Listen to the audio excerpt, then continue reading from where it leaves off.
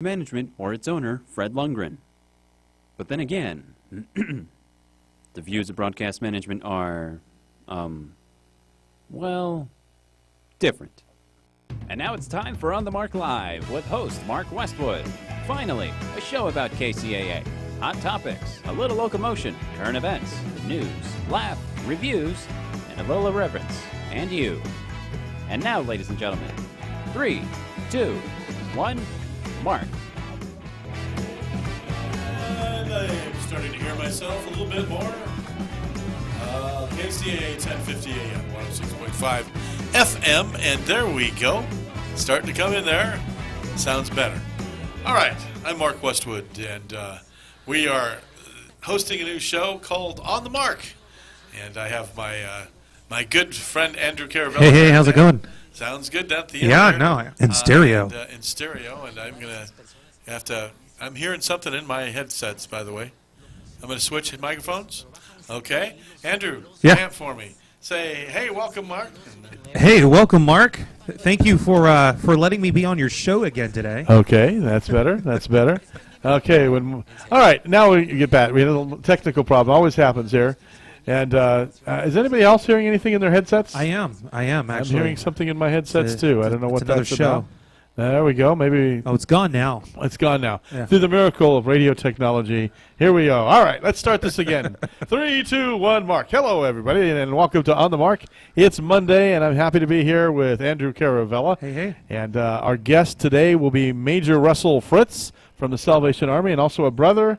None of the Golden West. Son of the native sons of the Golden West. Yes, Sons of the Golden West. Yes, native son of the Golden West. We belong to Arrowhead Parlor 110 together, and that's how I met Russ and started talking to him. And we have a common interest today. We're also going to hear from Mary Winter, who's coming to us shortly. She had another appointment, and Mary will be here shortly. And she is with Faces of Yucaipa, which is a social networking site that helps homeless people in Yucaipa. And she's got a few stories, and Russ has a few stories. But first of all, ladies and gentlemen, let me start off with a number. Let me give you a number. 553,742 people. Estimated, projected, those are the number of people that slept on the streets last night homeless. Wow. In this country. That's intense. And that doesn't account the people who are couch surfing. In other words, they're sleeping from couch to couch. Yeah. Doesn't include, people who are living in garages or, really do qualify as homeless because they don't have their own home. Also includes children, includes students. Homelessness it's getting rampant. It's growing. It's all preventable. It's all solvable, and it's all unacceptable. And ending homelessness doesn't mean that no one is ever going to be homeless again, but it does mean that homelessness will be rare and short because communities have systems to immediately rehouse someone who becomes homeless. And I think that's the goal, right, Russ? That is the ultimate goal. Unfortunately, it doesn't always turn out that way. Yeah, because unlike some social programs, there's no apparent answers. Homelessness is a solvable problem, but it takes some solutions. It takes some creative effort. It takes some generosity. It takes some generation of dedication. It's complicated. There's no federal agency that focuses exclusively on homelessness. There's no department of the Department of Interior, Department of Education. There's no Department of Homelessness. The work is spread across some 19 agencies in the United States, many of which have funds that flow down to local level, but these agencies spend about $5 billion a year on targeted efforts to end homelessness, yet without careful coordination, the funding can be fragmented and ineffective and doesn't go to the right places. Yeah. And that's a lot of what our problem is, and getting those doors open, getting those beds made. Russ has been working for the Salvation Army. How long, Russ? 45 years. 45 years. You've seen a lot in those 45 years. Yes, I'm an old man. In fact, I'm so old when God said, "Let there be light," I turned on the switch. Well, all joking aside, amazing. How many years did you say? 45 years? 45, yes. Dealing with homeless people. Yeah. And you've seen everything come your way, and pretty much, yeah. And that you go on, and you're still dedicated to it. Yeah. You're to be applauded and commended, Russ. That is wonderful. Tell us right now. You just came and checked up on that and got a report on the local Salvation Army in San Bernardino. Yes, I just was talking to the director down there, And she said that currently they have 79 beds, but they're hoping to raise that to 85 beds. They currently have 30 children in residence. Oh, my. 30 children with a total population of 79 right now. So they have one empty bed. And almost all of them are women and children. There's no single man in there. So in the homeless center, the shelter, there's just women. Just women and children. And yeah, that totally makes sense. Occasionally, they'll take a man in if he's with a family. They don't want to break the family up, but most of them are women and children that are there. And not just one. Then you've got Option House, which is a domestic abuse facility, and you have, so there are other places around. They don't advertise too much, but they're there. But the Salvation Army, that's what is currently in there, 79 people. Wow. I think it's like a stereotype that people tend to think, when you think homelessness, you think of, you know, old men who, you know, are lonely in life and stuff. You Have don't a bag of Ripple and they're a hobo. Yeah, you But they're know, not. you don't really think it's kids and women. You know, that's not the first thing that comes to mind when I think homelessness. So, I mean, it's kind of alarming to hear that. You know, I did an exercise, and I encourage everybody to do this. In Google search, you know, you search Google. Yeah. I typed in the word homelessness, and then I've typed in my favorite city. I went all across the United States: Denver, Portland, Chicago, Los Angeles, San Diego, San Bernardino, Las Vegas. And I did this because as I was traveling around some of these places in the country this past year, everywhere I went, I saw this marked increase in homelessness. Yeah. Mostly people sleeping on the streets were men, you're right. But, there was just picture after picture after picture all across the nation, from sea to shining sea. Homelessness again is taking a rise. And, I think, we need to figure out what this problem is. We need to address it. We need to get an education on it. That's why I invited Russ here today, because you can certainly give us an education. Homelessness is caused by a number of things. Probably drugs is one of them, alcoholism, substance abuse, but then there's economic downturn too. The economic downturn of the late 90s, and then, of course, in 2008, when all of that happened, really turned the homelessness on its head. 2008, when people lost their homes. The recession. Lost their home. They had no place to go. Foreclosure. And they didn't have enough money to be able to put a down payment on an apartment.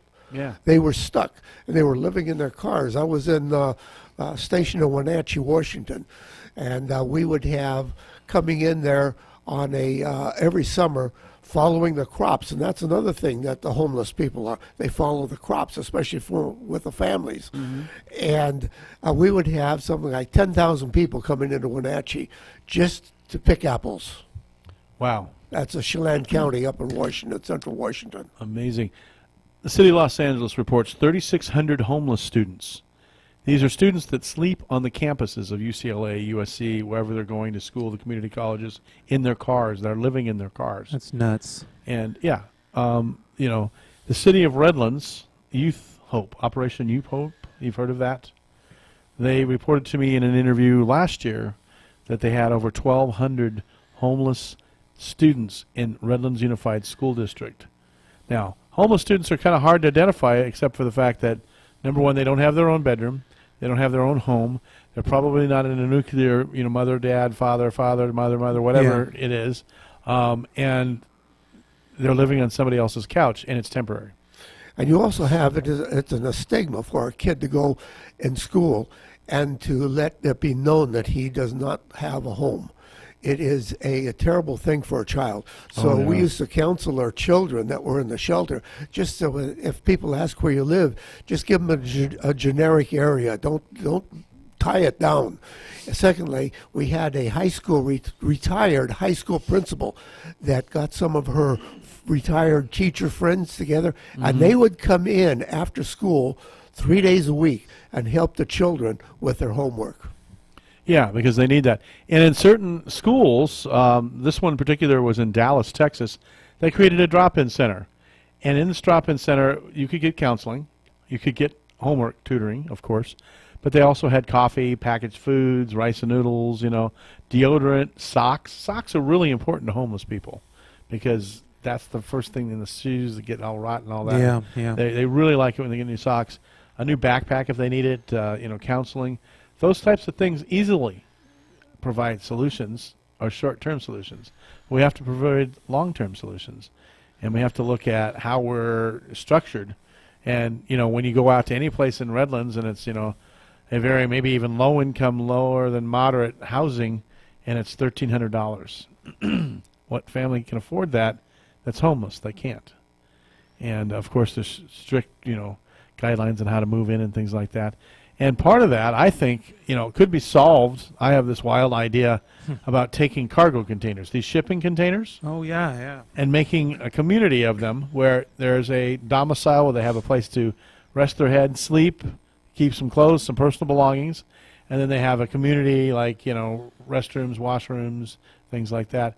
And if they qualify and they go in and they can be put in something like that, and that could easily be done. What other solutions, creative solutions are there, Russ, that you could see or think about that we could do? Well, there are some inherent difficulties with a homeless shelter. First of all, you have let's say that you have an umbrella that's being held up by 3 different poles.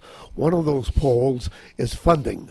HUD has been the traditional source of funding for homeless, but unfortunately over the years now, and especially right now, they're getting away from homeless funding and getting into long-term housing. The SROs and the old hotels in the downtown LA area, they're turning into a place where people can get off the street and live in there.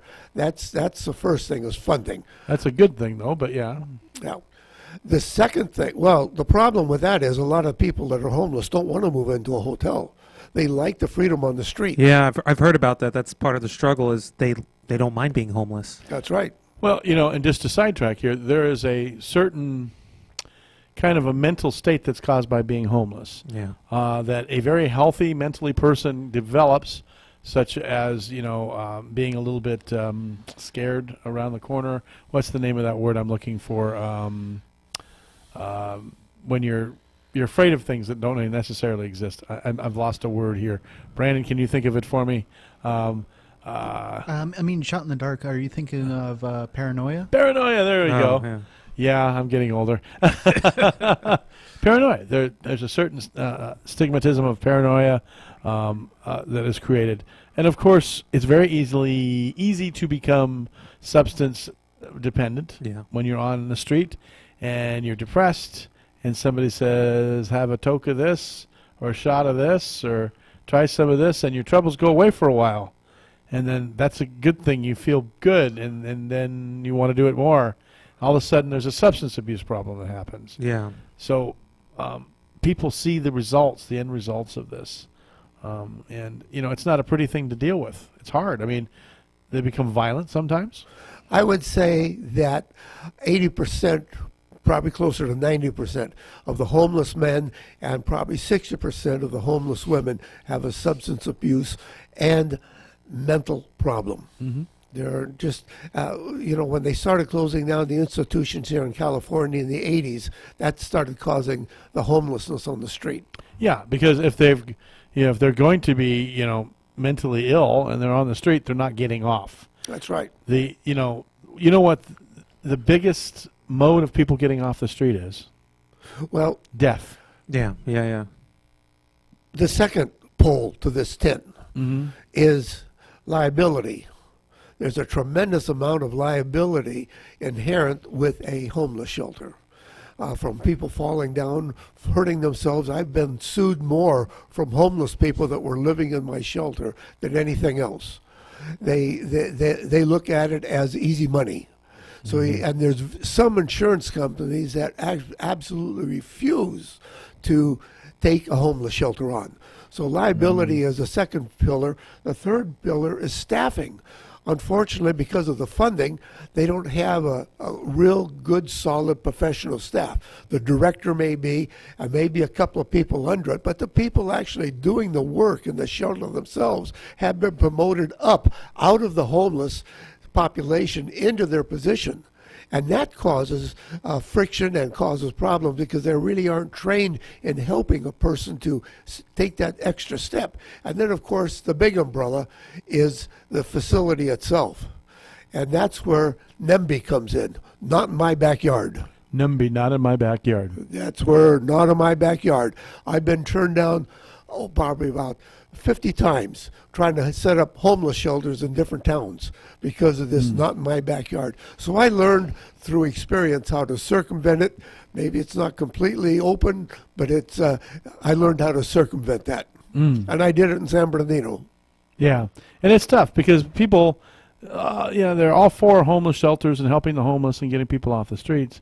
But then when you say, okay, it's going to be 2 doors down from you, That's right. they get a little worried because there are these inherent problems of, antisocial behavior, of substance abuse, mental illness, but not all. And a lot of these things can be solved. I mean, if you were a perfectly sane, logical person and you become homeless, you could easily trip and fall into these things. But that doesn't mean also then on the other token that you can't solve those problems and meet those challenges and get over them. And that's what we need to provide. There are so many things that homeless people need to get off the streets. I've heard people say, I just need to go get a job. That's not the case. And getting a job is difficult. Not just because they're homeless or don't have the ability, but because of the logistics of it.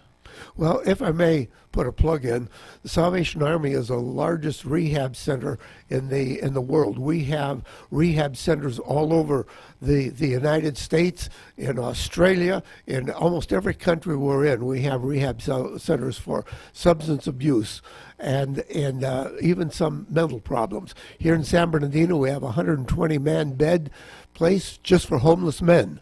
And it's a training situation. They go in there. They're in there for 6 months.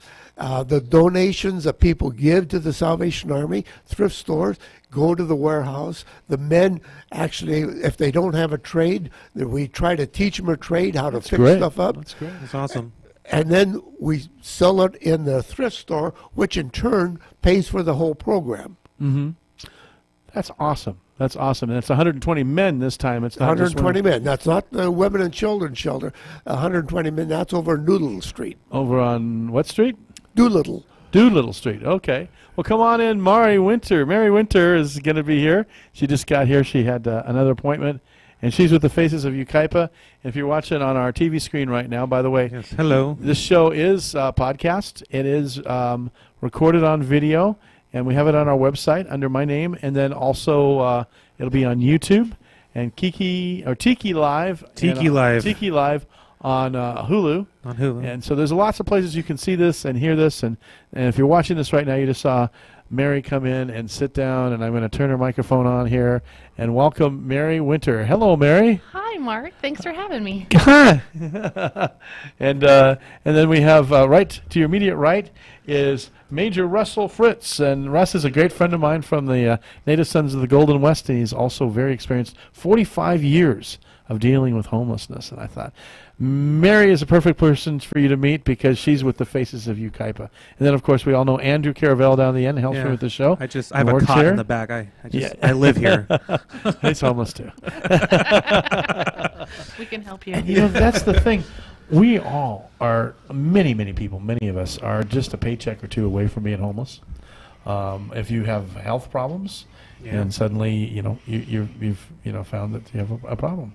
So talking to this microphone for a minute. Can we hear you? Can you hear me? Yeah, that's great. Before we couldn't hear you. That's great. I had to switch that microphone on. I thought we might have to. Of course, you gave me the broken one. Yeah, but but you're sounding good. He's always trying to silence me. So we were talking about the reasons people are homeless, the paranoia, the antisocial behavior, drug use, economic disadvantage, those types of things. And Russ has been talking about some of the experiences, and he just told us about a 120-man bed homeless shelter where they rehab people and do job training, which is fantastic. Where's that at? It's on Doolittle Street in San Bernardino. We have them all over the place. We have a couple in L.A., we have them in Long Beach, we have them in San Diego. Almost every major city has one. Yeah. Nice. And then Mary does this Faces of Yucaipa, and you have an interesting story that you just experienced this past week with the lady being helped by, believe it or not, law enforcement, usually the predators of homelessness, up in Yucaipa. Tell us about that. Yeah, it was the first time that we've kind of had a multi-service. I got a phone call from Deputy Rosa. Shout out to her.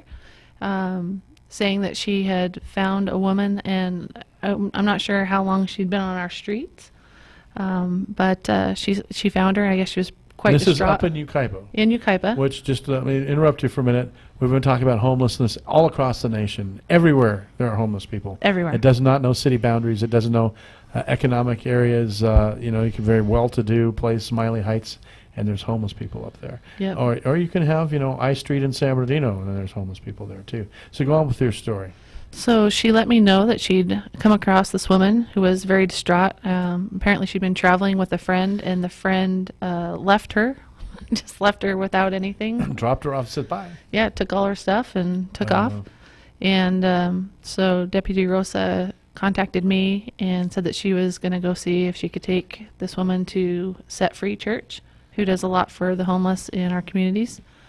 And I said, you know, what can I do? And she said, well, you know, we're trying to find a way to get her to her home. She actually had a home in Las Vegas, but we weren't sure how to get her there. And I said, okay, well, let me see what I can do about getting the funds, because usually I can post a need on the Faces of Ukaipa, and it's met within minutes. Mm-hmm. We've got a really great community up there as far as that goes. And so Deputy Rosa took her to Set Free, and Set Free was able to get her food and a place to sleep. She was quite exhausted because they've been doing a homeless shelter, so they actually had cots and blankets and everything. So they set her up with that, and then I tooled around for a minute and rounded up some funds and Fantastic. a blanket and some food That's and good. some travel treats. Yeah. And we were able to get her all that stuff, and then Set Free actually took her to San Bernardino and put her on the Greyhound. Mm-hmm. And the cool thing about it, Deputy Rosa even said that she would come, if Set Free wasn't able to get her to San Bernardino for the bus, that she would come and after she got off shift and take her. That's fantastic. So there was actually 3 different services all working together to help this woman And out. we wanted to have Deputy Rosa on today, but the sheriff's department, I'll just be transparent, said, well, she's not exactly a spokesman on homelessness of the sheriff's department. And here's that legs you were talking about, Russ, all that, the red tape and everything you have to Yeah. go through. It's been wonderful to actually have the deputy here I to think talk she would to have her. been terrific to have on. Yeah. She's very eloquent, well-spoken, and passionate about it, and actually cares about the homeless issue. You can really tell. So. And, you know, here we go again. We talked about the different reasons people are on the streets. It's not just because they don't have a job or they're lazy, but this is an abandonment issue. Mm-hmm. And I know another young gentleman who became homeless after he had lived at home way too long, but his mother passed away, and, you know, everything dissolved underneath of him, and all of a sudden he was on the streets. Yeah. You know, and, you know, that happens to a lot of people. You know, I went to Hawaii last month, and we were asking them about my family was asking about the homeless situation there because we were curious to know. And they told us, which I thought was really bizarre, going to the abandonment thing, families all over the world and in the U.S., they will actually purchase a one-way ticket for their, you know, homeless family to go to Hawaii because they could literally just live off the land there. And that's a very common thing when they've done the research there in the state of Hawaii, that a lot of the homeless that are there, they came there via airplane, and it was a one-way ticket, and they just never left. I heard, because I was there in December, Uh-huh. and also was asking around, Yeah. you know, because everywhere you go, you got to find out what's going on. Gotta know, right? Yeah, you can get, you know, it's just information gathering. Yeah. And they said there was actually a city in the Pacific Northwest that was, instead of dealing with their homeless situation within their city, they were buying people a one-way ticket to Hawaii. Yep. That was their way to fix homelessness in their community. And homelessness has a face all across the nation. Yeah. Like I said, did you look at this? And as I went across the nation and looked at the different pictures on Google, it's almost like having a Google tour of homelessness, where I typed in the word homeless and the name of the city. You know, in Wyoming, they were dealing with it much differently than they were dealing with it in California because of the warmer climates, or Hawaii because Yeah. of the warmer climates. But in Kansas, they're, you know, having to get people off the streets and out of the cold. That was their first immediate need. We don't have that as much. We have some of that, but you know, it's just an incredible amount of people anywhere from, you know, Syracuse, New York, to Montgomery, Alabama, to you know, DeKalb County, you know, Georgia, you know, anywhere you name it, there are homeless people, and not just a small amount. That number is getting bigger and bigger and bigger, and it's not going away, folks. and we can't just ignore it. We have to do something about it. Don't you all agree? Yes. Yeah. And Russ, 45 years in dealing with homelessness, you've seen a lot. 45 years, yes.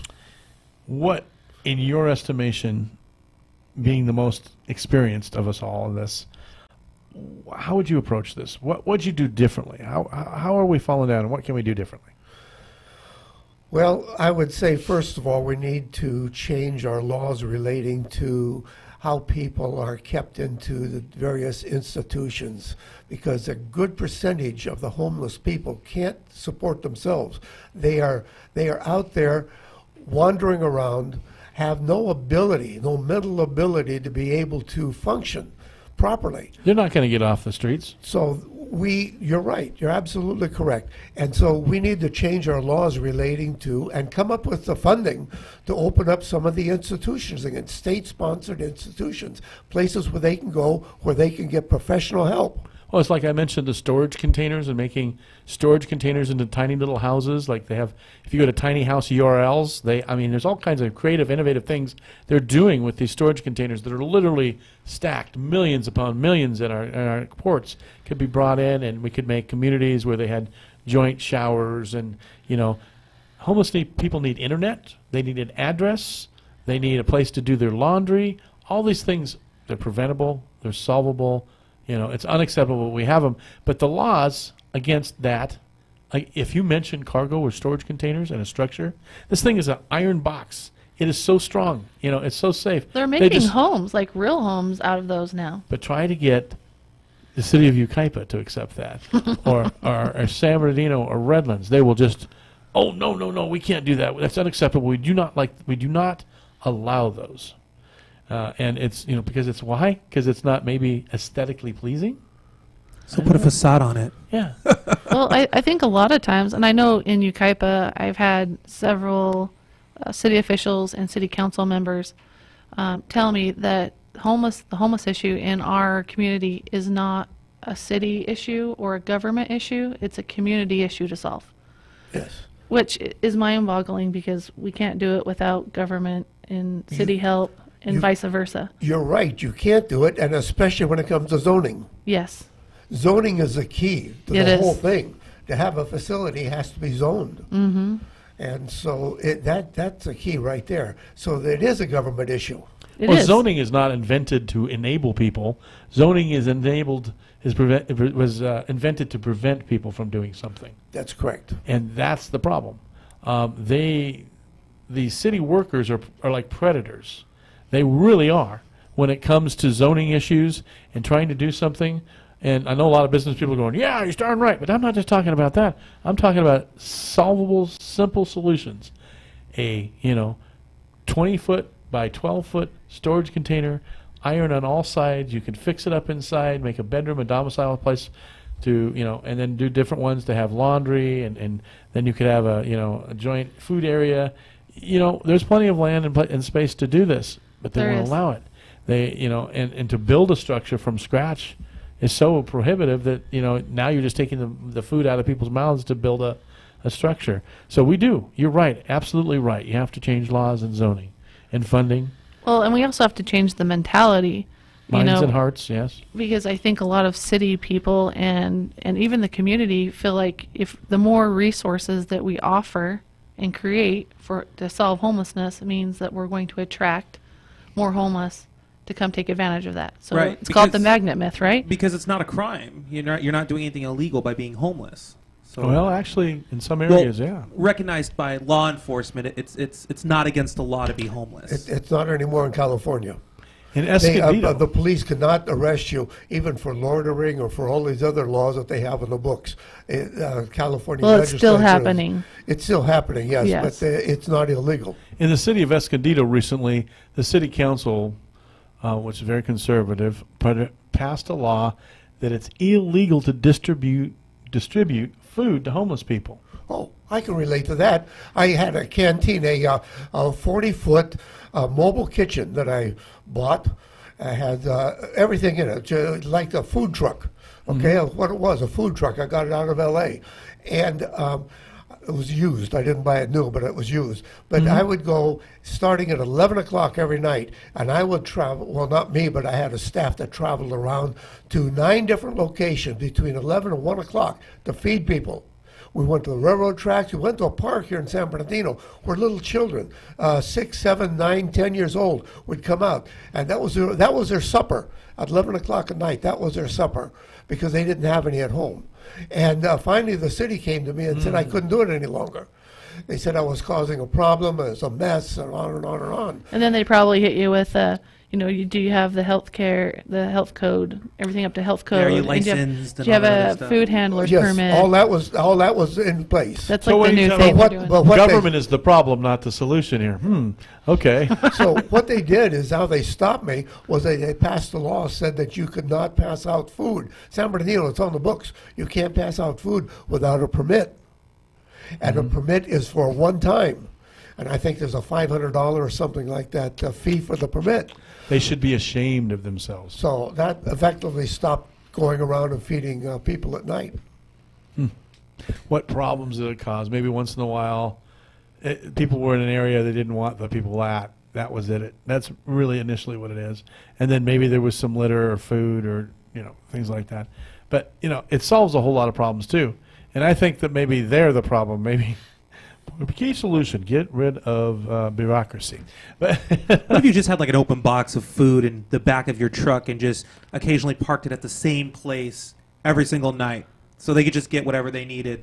It's like, no, well, they wouldn't allow that. yeah, Or just, throw it out the like window, nonchalantly. Like, oh, I dropped out of the car. But those aren't the long-term solutions. right. You would be surprised how many homeless people are afraid to take food. Yeah. They're afraid to take food that someone offers them because they consider it might be poisoned. It could make them sick. They have, there is the word you use, paranoia. There is a paranoia there that a lot of homeless people, because we came around in a marked food truck, they were willing to accept. I still got the food truck that parks at 10th and I if you want to see it, but it's there. But because we came around in this, they accepted it as being good food. Well, and you also probably established some trust and Oh, yeah. respect. You Oh, yeah. established a relationship. Oh yes, we did this for about a year and a half, and then finally they shut us down. Absolutely amazing. And It's mind-boggling because, the statistics by the government it's $50,000 per person per year for each homeless person. You can give them housing and pay for their food and all their utilities for cheaper than that. Yeah. in Dallas, they estimate homeless people cost them $3,900 a year per homeless person. That's it. Because they're constantly doing this catch and release. You know about that. Mm-hmm. You want to tell people what catch and release is? Well, they pick them up over loitering or warrant checks or whatever it may be. And then they take them down, throw them in jail, and then they're down there for a couple hours, and then they're back out. Yeah, she's right. They don't pick them up for being homeless. They pick them up for urinating in the wrong place or in public, or for some littering. They'll pick them up for littering. Drinking in public, And which, that's where else are they public- going to drink? Right. So We get to go to our house and be alcoholics, They'll but they pick can't them- do it in private. they'll pick them up for laws on the books, but they can't pick them up for being homeless. And here's another reason why they don't want to come to you or anybody else to get food or get enrolled in a program is because they have 6, 7, 8 months ago been picked up for loitering or whatever, got a ticket. There was a fine for it. They weren't able to pay that fine, of course, because it was ridiculous $250. And now there's a warrant. And now there's a warrant. So they're going to get arrested for being arrested before. And so it's stacked against them. And, again, changing the laws, having, ridiculous, amounts of money, fines imposed on homeless people. If you impose a $10 fine on a homeless person, they're not going to be able to pay it. And $250 is like $250,000 to us. Yeah. These people live on less than 50 cents a day if they have to. Yeah, I know most of my guys will live on the maximum like $3 a day. In some of the rural towns in places like Montana and Idaho and Colorado and Utah, where I did this job. We have service extension communities. We would go into a town and set up a committee within the town. We would collect money in the name of the Salvation Army, give this money back to the community, back to this committee, and this committee would use that money to keep shoving people on, keep shoving them on to the next town. Yeah, just absolutely incredible. And the solutions to this are easy. They are. They're solvable, they're preventable. But first of all, we got to get government out of the way to be able to generate the types of housing that we need to generate for them, to be able to feed them correctly. This is costing us more and more money all the time. There are more and more homeless people on the streets. It's going to be pandemic. It already is, but even greater. So in the next 4 to 5 years, it may grow 20 to 30%. It's not getting better. It's going to just get worse. But 20 to 30% of 500,000 people sleeping on the street at night is a lot of people. It's a lot of people, and exponentially it's going to get bigger. In Santa Ana, they just had along that wash down there where the bike path is. I literally drove past that yesterday. Is it still down there? It's actually worse. I had been down there about 6 months ago, Tent City, right there on the wash next to Angel Stadium. And I had gone down to Long Beach yesterday, and that's the way I go. And it's like doubled on both sides now of the wash. And it's just tent after tent after tent. And, eventually they're going to lose control of that. Yeah. They won't be able to Isn't that control the it. area that they've been clearing out? They've been clearing it out. I think they gave up. But Do you? I think they did. Well, they can only lend so much effort to it. Then after a while, it's coming back, it's going back, and they walk away from it. And I think that's what's happening. Well, I wonder if it's a fiscal thing, because there was this huge article, it said we had this many people that we It got definitely into is. housing, and this they said all the stats or whatnot. Yeah. But they didn't say how much it was costing to do the little roundup. And I think a lot of people would have really liked to have known that. Yeah. Yeah. They were more than happy to talk about how many pounds of human excrement they hauled out, but not what it was costing the taxpayers. Right. Just simply not allowing it to be addressed is costing the taxpayers more and more and more money. Overall costs for housing, transitional housing, vouchers has gone up and up and up. $45,000 in one city. It's going to keep increasing if they do not allow this to be addressed. Then what'd you call it, NEMA? NEMA, not in my backyard. Not in my backyard. The zoning, just arresting people, catching them, releasing them. It's not solving anything. It's making it worse. You're using taxpayer money and that sheriff's deputy's time and whatever else. Have you ever wondered where the tents come from that the homeless people have? Yeah, I have. We hand them out sometimes.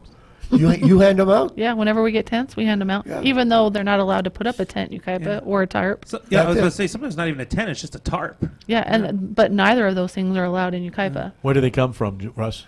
There's an organization in LA County that gives out tents. That's all they do is give out tents. I think they're funded by some multimillionaire that gives them $1 million. They go out, buy 100,000 tents, and then they turn around and have trucks that go out and deliver them. They used to come to San Bernardino until the police chased them out. They would go to every place they could find a homeless person and offer them a tent. And then we have our mental health program that in California was decimated over the past 20 years. Yeah. And let's face it, there are people not just caused by homeless, acute paranoia or mental illness caused by, being homeless, that they're actually they're also mentally ill or incapable before they become homeless. So they're not going to get off the streets. They're not going to find a job. You can give them all the counseling in the world. They need medication. Yes. Their brains don't work the same way our brains work. They need help, and they need medical care and physical care, and they need somebody to be there to guide them. And that was taken away. They'll go to Ward B Thanks, Reagan. over at the county hospital, and they'll get there, and they'll stabilize them. They'll get them medication, and they leave there feeling good. As long as they take the medication, they feel good. But they get out, and they feel so good, they say, well, I don't need to take my medication any longer. And then they start to spiral right back down again. Came from the, even early in the Ronald Reagan era of being governor, when he closed a bunch of mental health facilities. That's what happened. And then, Arnold Schwarzenegger kind of, topped it off just recently when he was governor by closing Lanterman, one of the last ones, and privatizing mental health care. We need to refund mental health care, not refund it, give people it back, but to fund it again.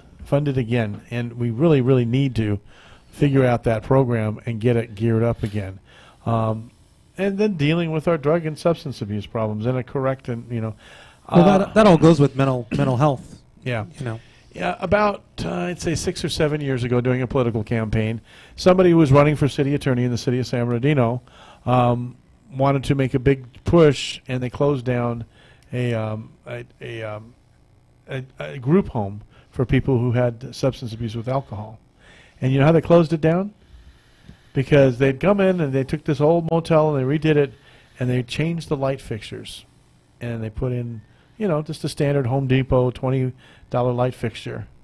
And they didn't get permits for changing the light fixtures, so they closed the whole place down. I was involved in that. That particular person that you mentioned came to me and said, "We're going to be closing this place down. I would like you there, and as homeless people come walking out, I'd like you to take care of them." Wow. Talk about That's a challenge. a whole nother level of something. Stupid.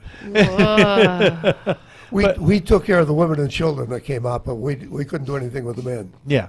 And it was just all chest beating. Look what I did. I Yeah. rid this neighborhood of these homeless people, of these derelicts, of these.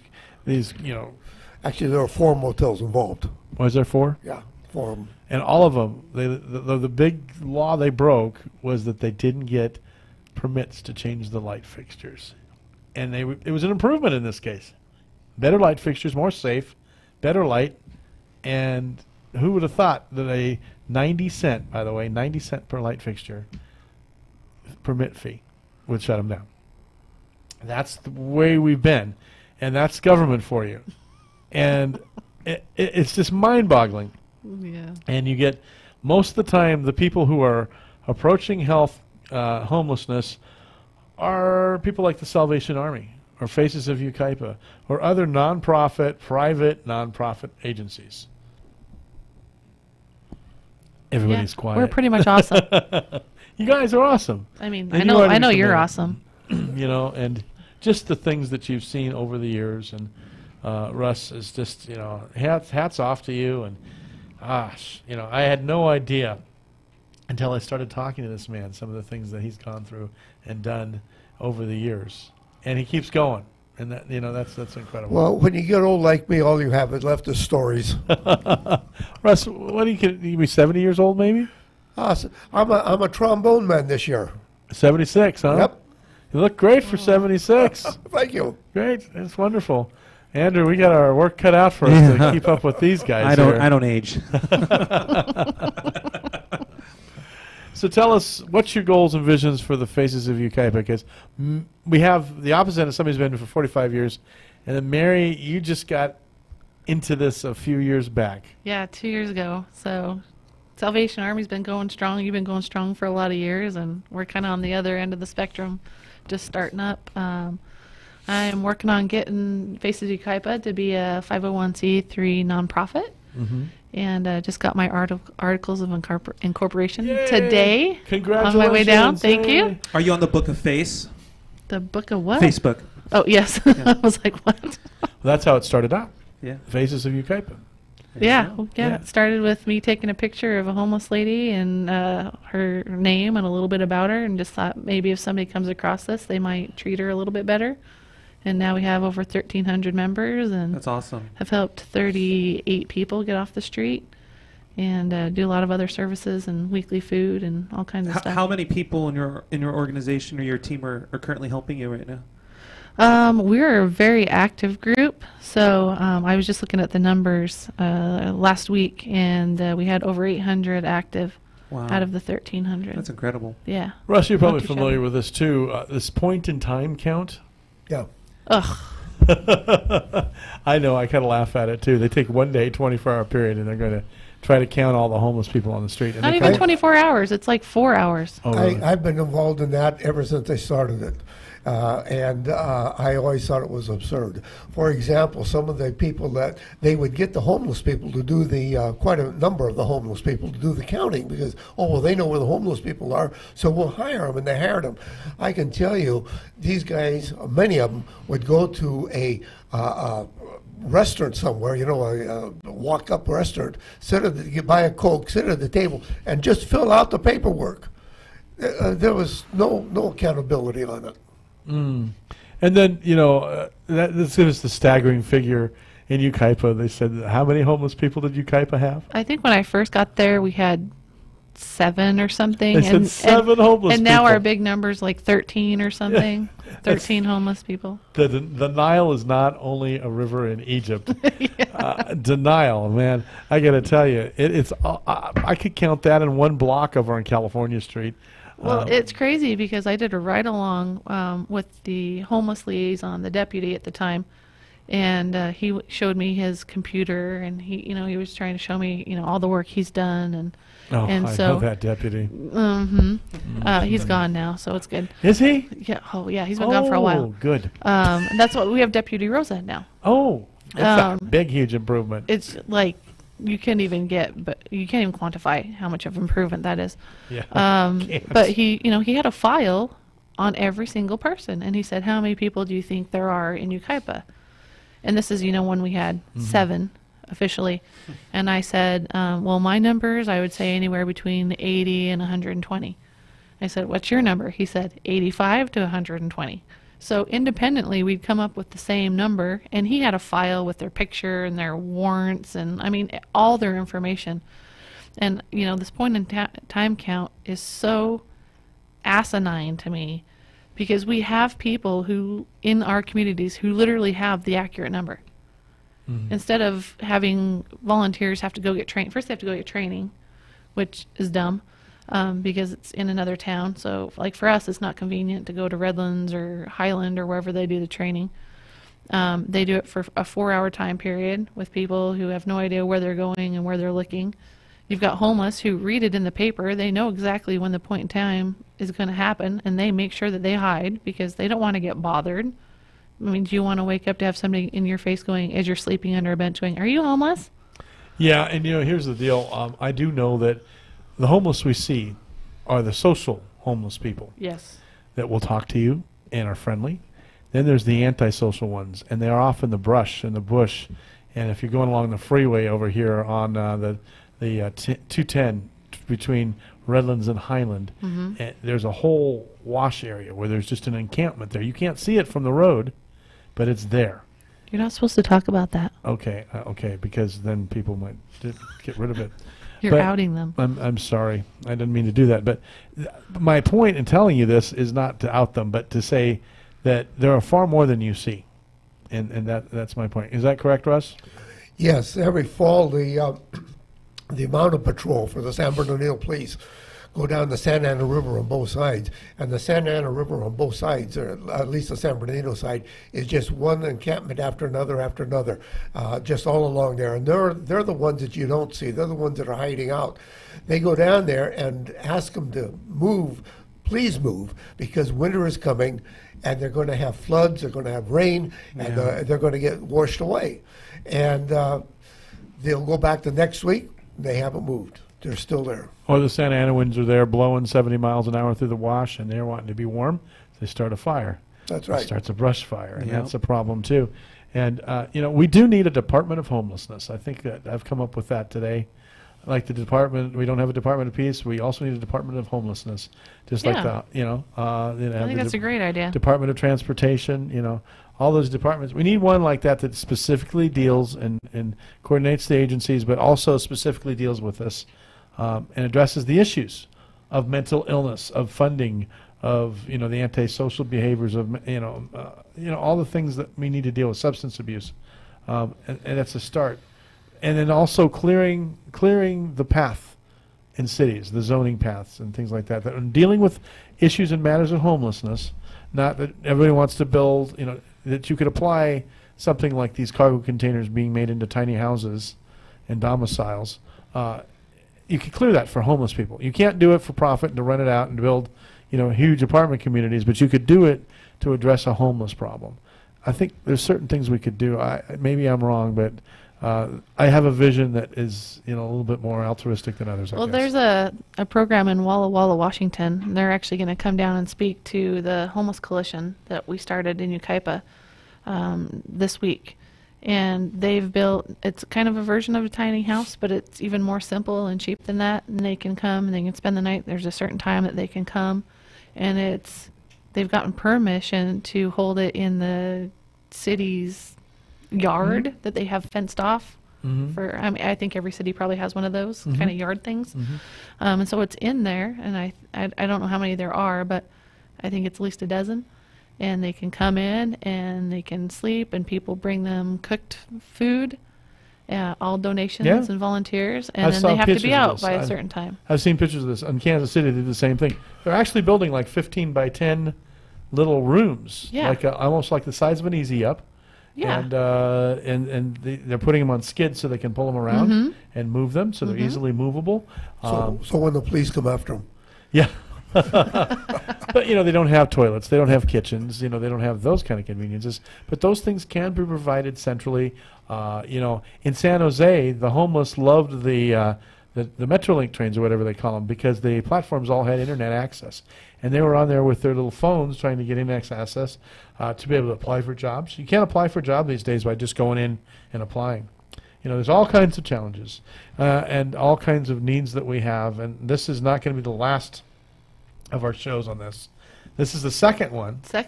But we're going to continue on, and Russ, thanks for coming in and sharing with us today and your experience. Thank you for having me. I appreciate it. And the great thing about this is I'm going to be able to network you and Mary after this show, so you can give her some of your skills and knowledge and experience, and Mary can gain from that. Yeah, I'll be a sponge. And if you're a listener out there, my last appeal to you is, if this didn't tug at your heart, if you didn't say, oh my gosh, I got to do something, there's something wrong with you. You can't be complicit. You can't be complacent. Rather, you have to do something. You have to participate in society. You have to lend back. You have to contribute. That goes for politically, that goes for community-wise, and that goes for this issue. If you're sitting there going, I don't care, I'm going to just go on my iPod or my iPad and play a game, or what am I going to do tonight? I think I'll have McDonald's or Del Taco. There's something wrong with you, and you need to do an examination, a self-examination of your conscience, and regroup, because if you're standing by, not doing anything, not saying anything, not contributing, not figuring out how you can help something, some way, in some small way. It doesn't have to be huge. It doesn't have to be gigantic. You don't have to make a big program. Maybe just a couple of dollars, or dinner or lunch, or just saying hi. A lot of them will go months without anybody looking them in the eye and saying hello. Right. I had a congresswoman I talked with over the weekend, and she was talking about that there's a lot of starfish in the sea, and a lot of them die, and you got to get them out of the water so they don't die. And there's just thousands and thousands, and this one lady says, I just can't get them all out of the water. She says, yeah, but you can get that one and that one and that one, and you can make a difference in that one's life. Yep. So, and we all know at least one person. Yep. That's been homeless or is homeless. Exactly. Thank you, Andrew. Yeah. Thank you, Russ. I Thank you, certainly hope Mary so. Winters, and I'm Mark Westwood. Okay, we'll be for talking On to the you at Mark 4:30. Live. KCAA Loma Linda, 1050 AM, 106.5 FM, and now 102.3 FM. I'm Chuck Hamlick, CNBC. They say rich people get rich because they know how to spend money, or not spend it. Take Shark Tank star Kevin O'Leary, who's invested hundreds of thousands of dollars in small businesses on Shark Tank, and before that, and still, in his regular real life. But when it comes to spending money, O'Leary refuses to drop $2.50 down for a cup of coffee in some shop. To quote O'Leary, that is such a waste of money for something that costs 20 cents. In fact, O'Leary drinks 1 cup of coffee in the morning at home, which he says costs him 18 cents to brew. And that thinking is at the core of his personal financial advice. Ask yourself if you really need that thing you're about to buy, and if not, don't buy it. O'Leary says people should take 10% of their paycheck every 2 weeks and invest it, and over time, that money will grow and multiply faster than you can imagine. Money then you can maybe use to buy a good coffee pot. Chuck Hamlick, CNBC.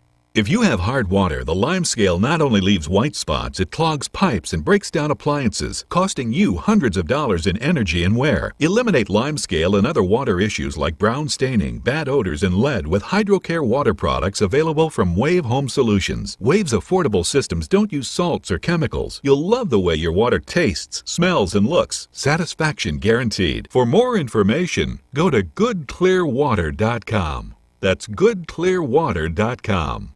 At Discover, we believe anniversaries should be a time of celebration, not obligation.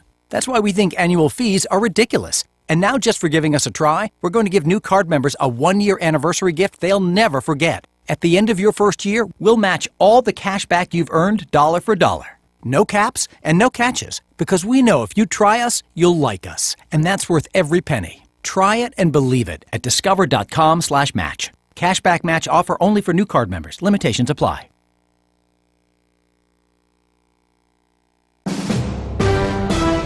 NBC News Radio, I'm Brian Shook. The Florida Department of Children and Families will release documents about accused high school gunman Nicholas Cruz.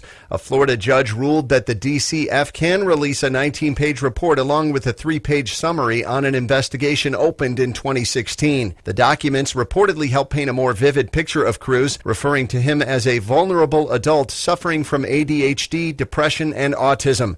Cruz is accused of opening fire at Marjorie Stoneman Douglas High School in Parkland, killing 17 people last week.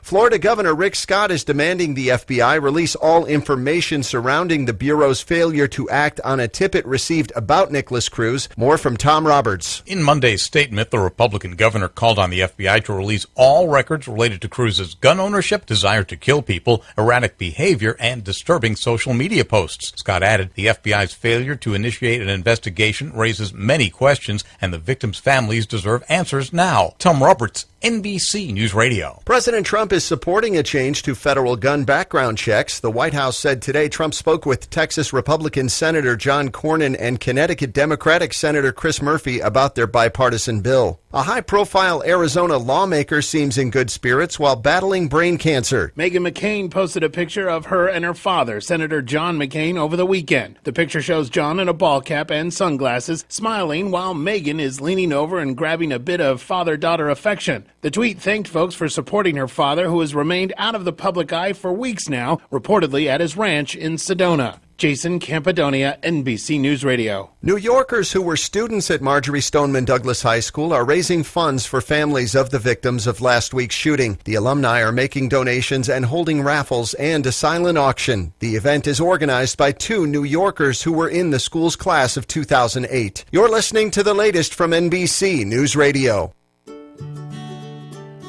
This is Dick from Carpet Masters. Carpet Masters has been serving the Inland Empire for over 60 years. We are locally owned and operated by the Stevens family. We not only clean carpet and furniture, we clean many loose rugs, including Oriental rugs. Oriental rugs are cleaned in our modern facility where the fringes are cleaned by hand, then hung in our modern facility to dry. We do not use steam cleaning to clean your fine furniture. Furniture is cleaned by hand using the same absorption cleaning used in the White House. Some furniture we bring into our plant to clean properly. We normally use 2 men on each cleaning job using the extraction method. There is nothing that will clean carpet better for our customers. Our job is to clean properly with quality first. Google Carpet Masters San Bernardino and give us a call, or go to carpetmasterssocal.com.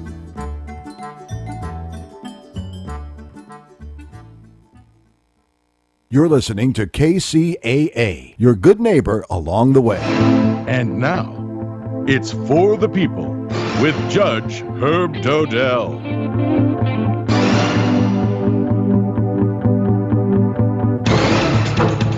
Okay, good afternoon, ladies and gentlemen.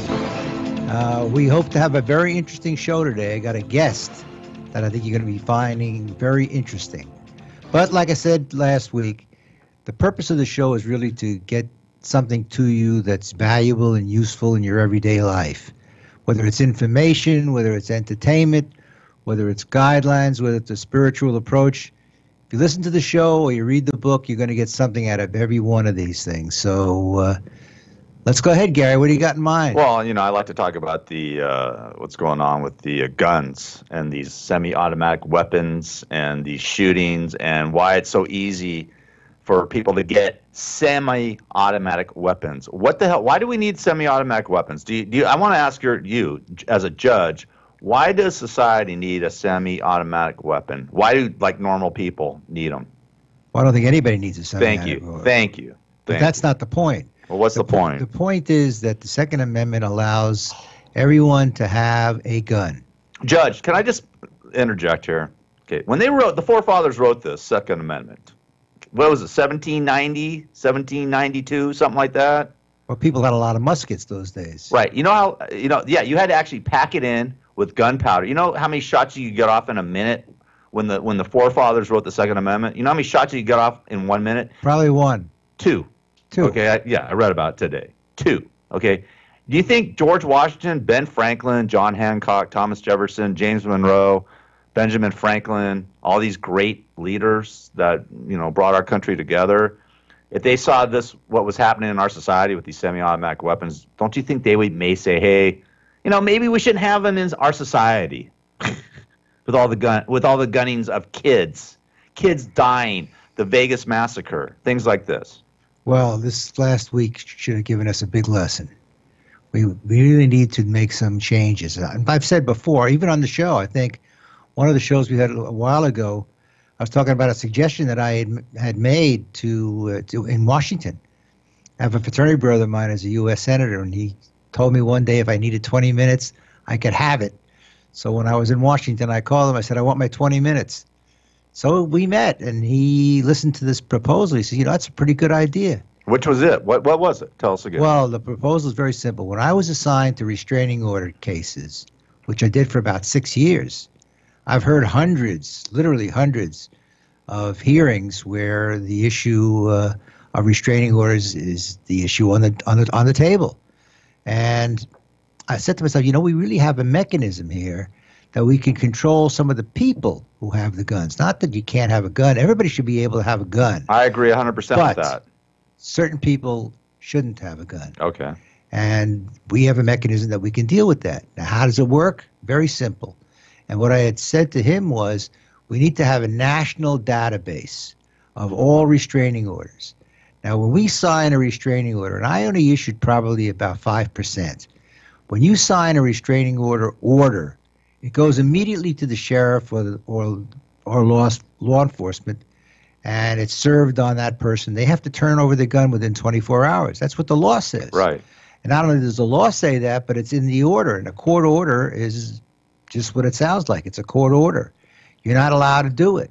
So if you have a national database of anybody against whom a restraining order has been issued, it means that some judge someplace, some neutral, and we are neutrals, we're not psychiatrists or psychologists, but we have a pretty good sense looking at the people, if there are real social issues or whether there was any instability that you have a concern about.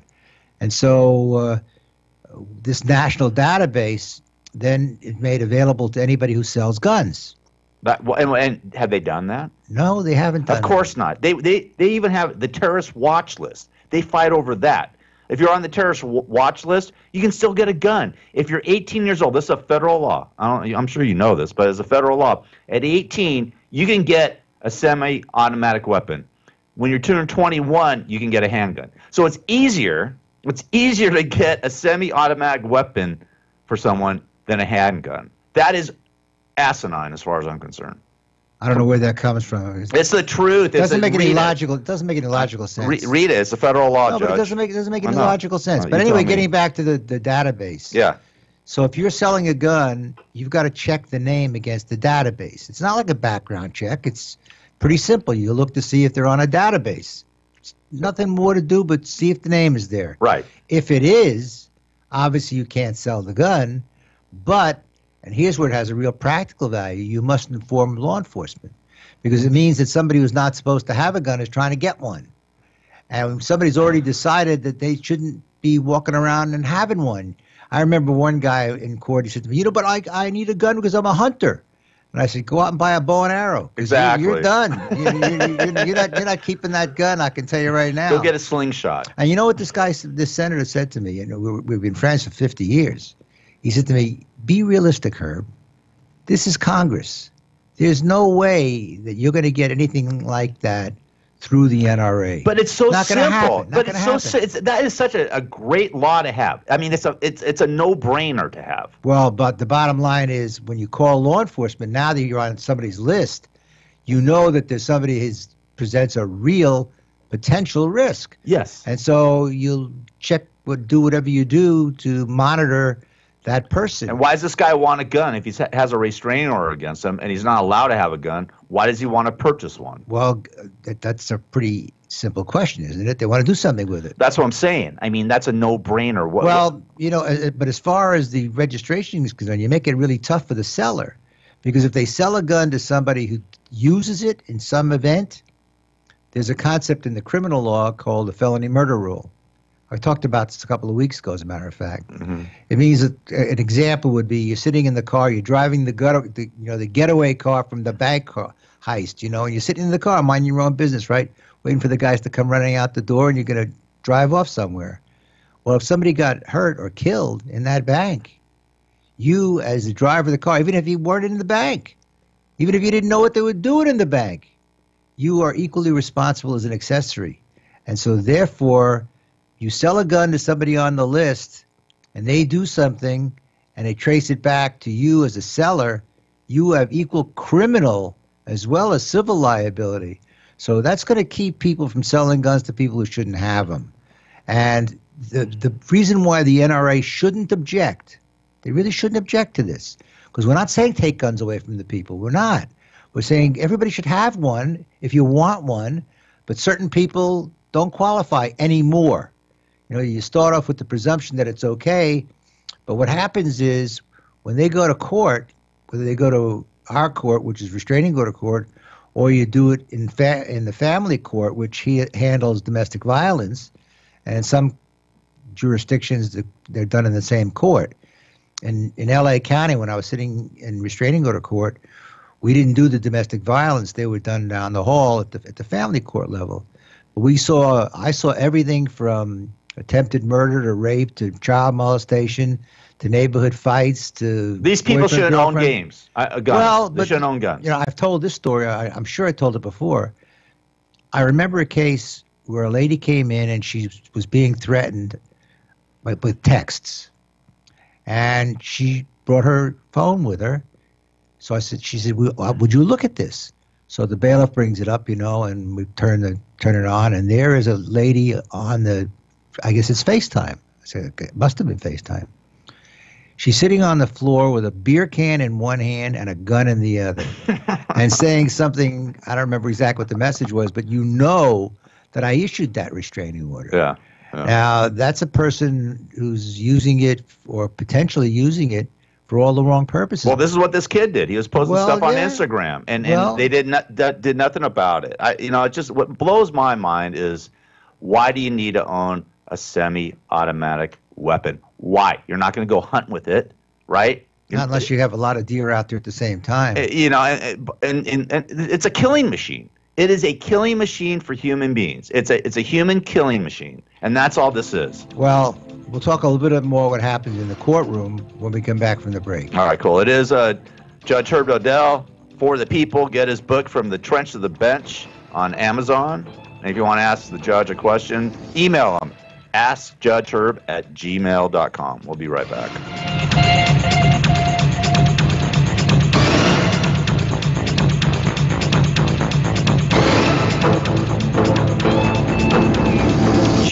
AM KCAA. Herb Dodell is a lawyer and a judge for the people.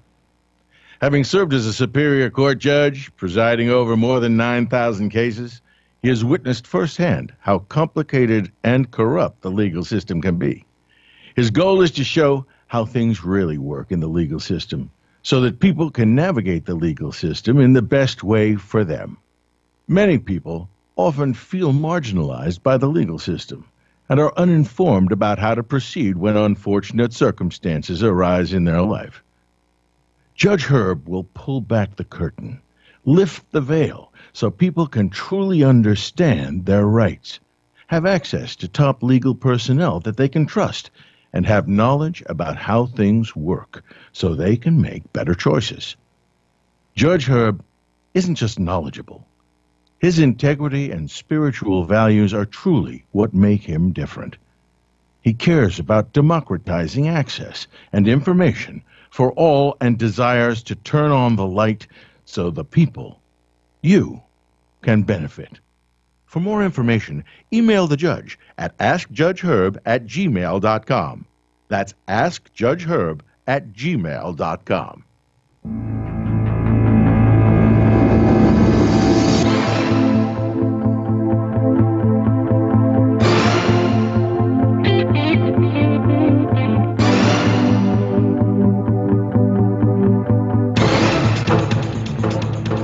Okay, so let's go over what happens in the courtroom. For those of you who haven't heard the restraining order portions of the show, it starts out usually with a request for a temporary restraining order. Party comes in, fills out a form, says why they need immediate relief. If we grant it, and we don't hit testimony, we don't do anything. We don't go in the courtroom, nothing. We read it in chambers. And you could say almost anything you wanted there. We don't know how true it is. But if it looks like there's a real credible threat of violence on a continuing basis, we issue a restraining order, a temporary restraining order, which means you have to have a hearing within 21 days to see whether or not that it becomes permanent. The problem with the temporary restraining order is that it goes in your record right away, and you haven't had a word to say. You haven't presented a defense. We don't know anything about what the petitioner is saying, whether it's true or not. But take the next step. We go to a hearing. It's a regular trial. Really, hearing, trial, pretty much the same thing. Now, the petitioner has to put on their evidence and convince the court, and the court is one person, that there is a credible threat of violence, or there's stalking, or there's been some continuous activity which represents a threat to that person. So we become the judge of people's conduct. Let me ask you a question, Judge, because Baldy the Clown actually filed a restraining order against me. Baldy was really busy. He was. He had a lot of time. Small claims. Yeah. He lost there, and he lost on the restraining order. But Baldy the Clown filed a restraining order because after I won the small claims case, I texted him a couple times to let him know exactly how I felt about it. Okay, no threats. I just said, what you did was asinine, and you're crazy, and you're just nuts. Anyways, that was one of them. The other thing was on Facebook. I posted a couple things because he wrote some stupid thing, and I said, because he wore his wig on People's Court, I go, hey, are you wigging out about that? Are you flipping your wig? I did 3 or 4 of them. And lo and behold, he filed a restraining order against me. Of course, it didn't go anywhere. We mediated it. You shouldn't say, of course, because, certain times. Oh, come on. Certain times, language, if it's threatening, that's what I'm saying. I didn't support it. Well, you may not have, but people do all the time. I know. Well, that's what I'm saying. You gotta be careful when you're sending stuff. That's why I'm bringing it up. I said, tell us the differences between just writing a Facebook thing, joking on this dude and cracking on him, and opposed to threatening somebody. So if I'm cracking on somebody on Facebook, can I get a restraining order against me? Maybe. Okay, that's what I'm asking. Maybe. It depends on what you're saying, and depends on whether or not it appears to be the message that something worse is going to happen. It's not just a like I'm threatening him, like you're threatening somebody. Yeah, I'm going to kick your ass. I'm going to kill you. Well, we get that all the time. How about I say I'm going to kick your? Hey, Baldy, I'm going to kick your ass. I didn't say that. Probably you're all right with that one. Okay. But the fact of the matter, in many of the cases that I heard, they were neighbors who were yelling and screaming at each other, threatening and all the rest, but all of it in the heat of discussions and argument. Right. Same thing with ex-boyfriend, ex-girlfriend. We used to see many, many cases where somebody would say things like that.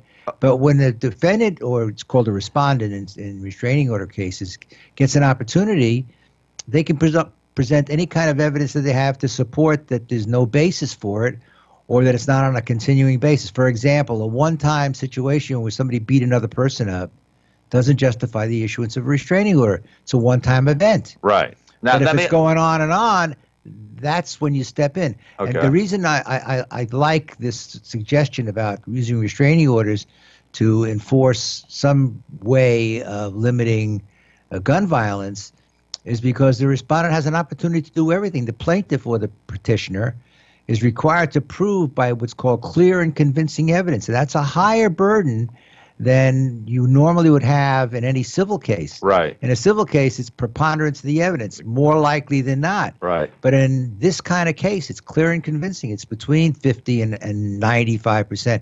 It's not to the level of beyond a reasonable doubt, but it's certainly somewhere in between. And we have to decide whether there's credibility in any of this. Sometimes people lie to you. Yeah. I caught one lady, in fact, it's on a video that we did one time as a kind of like a spin-off. Basically said somebody had pepper sprayed her 4 times. And I looked in the police report. There was nothing in there about pepper spray. And when she filed her petition in the court, she didn't mention anything about pepper spray. So I said to her, well, you didn't mention it here. You didn't mention it there. What is it? She says, well, she tried to. I said, but try to is not the same as doing it. And, of course, the respondent denied it. But if we make the decision, we're neutral, disinterested third parties. Right. We have no desire to limit people's abilities to do or say anything except under the circumstances, and we're charged with that responsibility. That's an awesome responsibility. So if somebody gets a restraining order, I mean, they did something bad. I mean, there's something. They're threatening to do something bad.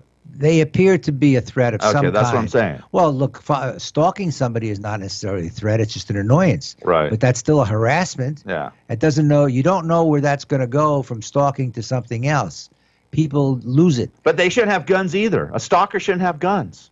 You know, these people should not have guns. They should not be walking around with guns. Anybody who's a threat, who has created like some sort of disturbance where you actually have to be restrained from somebody else, that's not a good thing. And why Congress? How hard did you try to push this bill? Oh, actually, I met with this senator, attorney brother of mine, and he referred me, and I ended up talking McConnell? Not that guy, no. Schumer? Actually, I met with Schumer's executive assistant, the Really? number one guy. He loved the idea. I was in New York, and I met with him.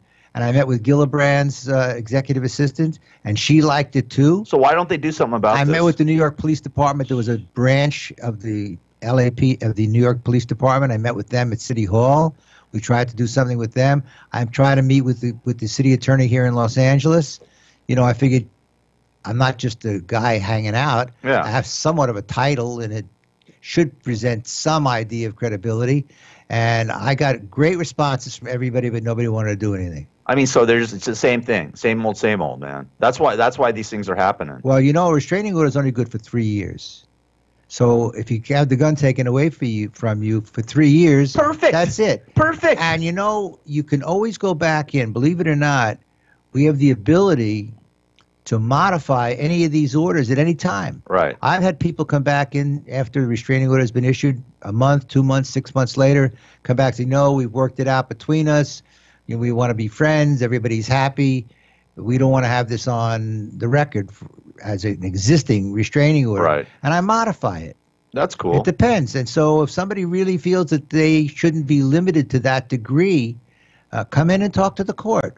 We're here to serve the people. But it's not. That's why the show's called For the People. Exactly. And the reality is, unless somebody does something about it, and maybe now is the time to revisit this plan. Yeah, you should start talking to those people that you talked to before. I was going to say I'm going to send a text to my friend. You should. Just to say, you know what? Maybe we should go back and revisit this. He actually introduced me, brought into the meeting that we had, the general counsel at the Senate.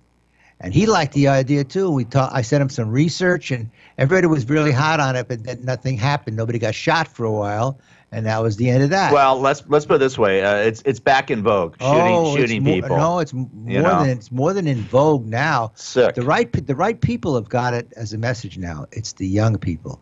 The young people never stood up and yelled and screamed before, but they are sure as hell doing it now. Good. And now those are the people who are going to be voting. That's right. And you know what motivates people, and I'm not a political person, but motivates many of them is the desire to get reelected. And when you think about people getting the kind of money that the NRA was giving them, tons of money, of course, when it comes up, what are they going to do? They're going to make sure that they pay back the people who put up the dough for them to get elected. And so if you decide you're going to go against them, what they did, from what I'm talking about historically, is they ran another candidate. and that candidate got financed. Right. And so if you wanted to get reelected, and you know they get elected every 2 years to the Congress, federal Congress. Right. House of Representatives. Every year or so, you're running again for reelection. Yeah. The Senate is 6 years. Right. But it's the same basic thing. Oh, they're paid off, man. The NRA's paying everybody off. I mean, I don't want to call it. Oh, it's a payoff, man. The lobbyists, yes, it's different. It's a lobbyist. They're lobbying. They're kissing these guys' asses. Let's just be honest about it, Judge. This is a joke. But it's a joke. You can't even get your bill down. Which I mean, it'd be 3 years, and they could be taken off of it after 3 years, or last 3 years, and they'd be released from that. Okay, the terrorist watch list. They can't even figure that out. The federal law where you can get a semi-automatic weapon at 18. They don't even want it. You can't even get a joint at 21 in federal law. Now, a handgun. I mean, it's ridiculous. Well, if you go back to the court system, ridiculous. After we have the hearing, at that hearing, the respondent has a right to have an attorney, and they do, and they have a right to present a defense and require the petitioner to prove, and they have the burden of proof, and they have a right of appeal. It's a wide open proceeding with a disinterested neutral party making the determination of whether or not you're stable enough to have a gun, and if you're not, you shouldn't have one. Yeah, well, that's the basic premise. I mean, how hard is that? How hard is that to pass? How hard? Well, there's nobody running with it to pass it. Exactly, because you know what? They don't want to. Just like you said, the NRAs. Well, you didn't say they're paying them off. I did, but you have your own opinion on that. Well, I think that even the NRA shouldn't object to this. And I said that when I was in Washington. I said, why should they object? You're not taking the guns away from the people. You're not even limiting the guns that people can have. Only certain people can't have them. Oh, they're so gung ho, man, about this stuff. You can't. One little right you take away from these guys, and they freak out. I mean, it blows my mind. I mean, I don't want to really. I'm really. It gets me really upset to see these poor kids getting gunned down, and the thing that happened in Vegas, and the nightclub in San Bernardino shootings. This will not be the last one. Of course not. Of course. Unfortunately, it's not going to be the last one, and they can set up perimeters around schools and do all of that, but unless you keep people from getting the weapons and the things to do what they ultimately do, there probably will be no change. Do you think, let me ask you, do you think actually after this is going on and now there's really a big uproar, in fact, Trump is even saying there should be something done about it. He's talking about background checks. Yeah, background, a big deal. All right, do you think anything's really going to get done here in Congress? What's your gut feeling as a judge? Just as a citizen. The fact of the matter is, if you get enough movement, especially from the kids, maybe this is the closest we've been to getting some kind of changes to protect the public than we've done in the past. But we had Sandy Hook. But these things, like anything else, a month from now, nobody's going to be talking about this. I think you know what, Judge? I think they will. I really think maybe. I think people are just fed up with this crap. I mean, with the Vegas thing, the Sandy Hook, the San Bernardino, now this again. There's been 18 school shootings or school shootings around the schools this year. Already 18 around a school or in school shootings this year alone. It's crazy. Once you have some way of following the people who shouldn't have it, and that's what the database is about, maybe you can control it better than you controlling it now. Even that guy in the White House, from I'm told, he had a restraining order against him. Trump? No, the guy that just lost his job. Oh, Porter. Somebody, they're there for a reason. Look, it's part of the computerized system. I once went riding in a sheriff's car. A friend of mine was a sheriff in charge of one of the stations. And I saw how it worked. You press the name, and boom, it comes right up. It's not that hard. It's for the people. With Judge Herb Dodell, we'll be back with more. And we're going to be talking to our guest, I think, in a few minutes. Let's hope. Hope he can hear us. Let's hope. NBC Talk Radio, 1050 AM, KCAA. In his book, From the Trench to the Bench, Judge Herb Dodell demystifies the legal system, including both civil and criminal, the lawyers, the judges, and the process. As a judge, former deputy district attorney, and criminal defense attorney, he knows the legal system. He has the inside information that you need to pick a lawyer, and he's here to give it to you. No matter what you're facing that makes you think you may need a lawyer, Judge Herb will shed valuable light on your situation and reveal your best options and many secrets of how the judicial system actually works.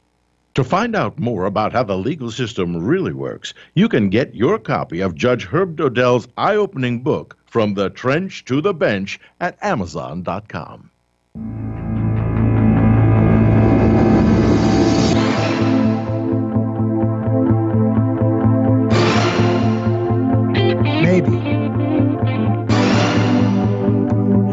Sorry, Judge. Didn't mean to crack your mic earlier. All right.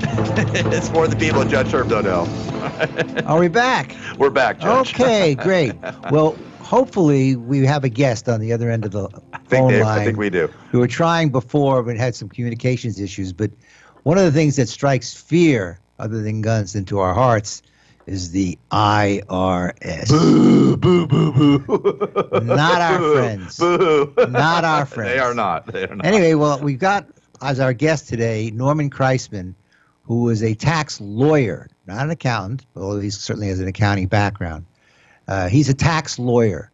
So everybody wants to know, what do you do if all of a sudden you get a notice in the mail that the Internal Revenue Service is levied on your property? They're going to do something, and you're worried about your house, and you're worried about your car, and you're worried about taking your money out of your bank account. What do you do about it?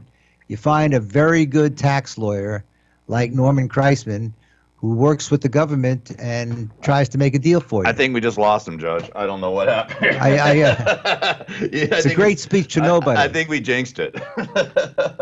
He was there before. He was there. I don't know what happened. It just cut out. So. Are you there, Norman? No, he's not here. He's not there. He's not there. I don't know what happened to him. He's out. He's out. I'm trying to get him back in. So, I'm sorry, Judge. All this technical stuff. Well, he was there, and then I have no idea what happened. I really don't. I don't know what happened. So, gonna have to move on to something else. Okay. Right now for the time being. Sorry. You keep trying to get him, and we'll see if we can do it. I'll get him. But last week we were talking about how to pick an attorney. You know, we always say that the purpose of the show is to help people navigate through the system. And in order to navigate through the system, you probably need an attorney to do that. Now, how do you pick one? And what kind of an arrangement can you make with him or her that works for you and it works for him or her? And so, as I was mentioning last week, there are three different ways of hiring lawyers. One is hourly fee, other is a contingency fee, and the third is a hybrid, somewhere in between both of them. And so let me give you a little, I won't call it advice, some information that you should consider when you're talking to a lawyer and you're interviewing him or her, and you have to decide whether or not you want to hire them. There are benefits to all three different kinds of arrangements. There's also some disadvantages. So let's take them one at a time. On an hourly fee basis, the lawyer is going to want to keep the case open as long as possible. Why is that? Because every hour is billable time. And so you never know, unless you find out, by asking them to give you a description of what they're doing and why they're doing it, whether you're just throwing money in the rat hole every month for stuff that doesn't need to be done. So for the hourly lawyers, they want to keep it open. It's like Olivia Bissell, one of our guests, said earlier on when we were talking about insurance defense lawyers. You know, the mantra there is you can't bill a closed file. So they don't want to close the files. That's the hourly. The contingency, a little different. You're not paying anybody up front, so you think as long as it's going, that's just great. It's not costing anything. But the reality is that the contingency law firms are looking to settle them quicker. Why is that? Because the quicker they settle them, the less money they have to pay out to the lawyers, the paralegals, the clerks that are working on the case. And so a quick settlement is in their best interest almost all the time. And what does that mean to you? It means that sometimes they're going to tell you, oh, we got serious problems with this case.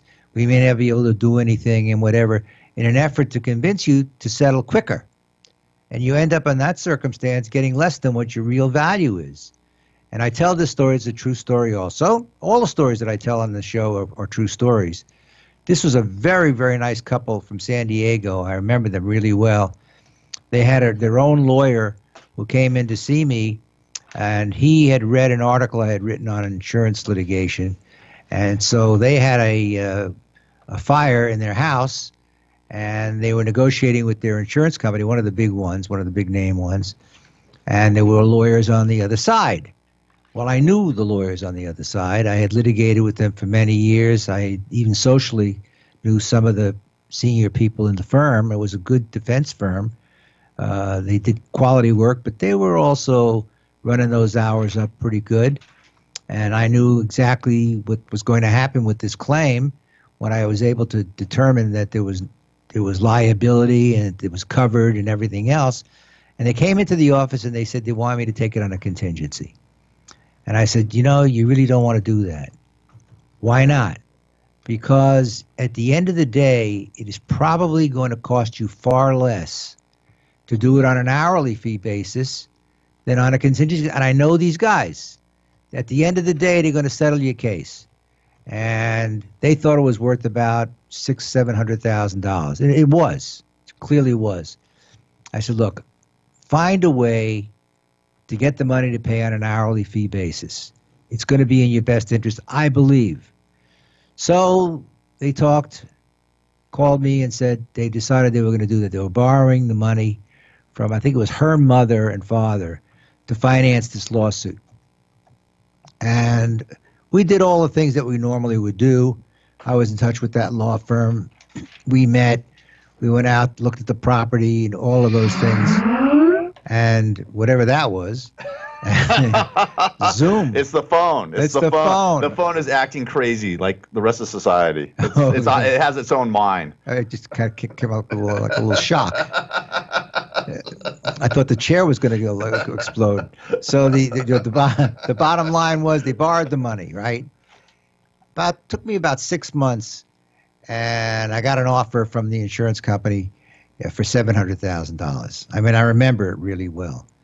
And they said they were running out of money and they didn't have any money. I said, look, don't convert this to a contingency. You'll pay me a lot more than I'm going to earn if I do it on an hourly basis. Go back and talk to your mother and father and see if you can get a few more bucks to do it. They did that. And the end result was I got the $700,000 offer and they wanted to take it. And I said, don't take it. They said, what do you mean don't take it? I said, there's more there. I know these people. I know exactly how they work. At the end of the day, they're going to pay some more on this claim. I think we got your guess, Judge. Oh, great. I think so. Are you there, Norman? Cross your fingers. Yeah. Oh, you are there. I can hear you. Okay, so somebody comes to your door or sends you in the mail a certified, it always comes certified mail, right? It says they're going to levy on all your property. They're taking liens and everything else. You haven't paid enough income taxes, and they're going after you. What do you do, Norman? What's the first thing you do other than get a good tax lawyer? Okay, so the first question is whether or not the taxpayer agrees with the amount that, let's say, the IRS says he owes. So if he agrees that he owes it, that would lead in one direction. If he disagrees, that would lead in another. So let's assume for this question that the taxpayer agrees that he owes the money. The first question the IRS is going to ask is, does the taxpayer have the ability to full pay the taxes within 60 days, either by selling assets or liquidating an account or borrowing the money? If the answer is yes, then the IRS will give the taxpayer 60 days to come up with the payment. If the answer is no, then the taxpayer needs to set up some kind of payment plan to pay the tax. The question then becomes, how much can the taxpayer pay, if anything at all? So it could be anywhere from zero, which is called currently not collectible, which means that the IRS determines that at this time the taxpayer does not have the ability to make payments towards its tax a liability, and the IRS can give the taxpayer up to 2 years without any collection effort, and then submit new financials, and the taxpayer can then, depending on their financial situation down the road, whether they're any more able to pay the taxes at that time than they are now. If not, then they'll be put into currently not collectible again, or they'll be put into some kind of payment plan that the taxpayer can then pay. Can they take your Social Security? They can. The IRS can levy 15% of a taxpayer's Social Security. The state cannot.